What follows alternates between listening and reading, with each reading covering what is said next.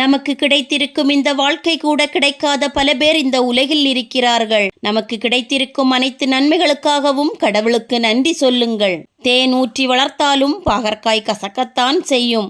சில மனிதர்களும் அப்படித்தான். வார்த்தைகளில் தேனை தடவி பேசுவார்கள். அவர்களின் உள்ளம் என்னவோ கசப்பானதாகத்தான் இருக்கும்.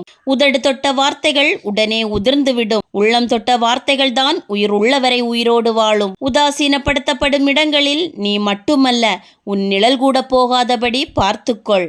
கோபமாக பேசுவது உரிமையின் வெளிப்பாடு. அதை குறையாக பார்ப்பது நம்மை வெறுக்கிறார்கள் என்பதின் வெளிப்பாடு. நீ எப்படி பேச கற்றுக்கொண்டாயோ அதேபோல் மௌனமாக இருக்கவும் கற்றுக்கொள். உன் பேச்சு உனக்கு வழிகாட்டலாம், ஆனால் உன் மௌனம்தான் நிறைய சந்தர்ப்பங்களில் உன்னை பாதுகாக்கும். உனக்காக யார் வாழ்கிறார்களோ அவரை யாருக்காகவும் எந்த இடத்திலும் விட்டு கொடுக்காதே.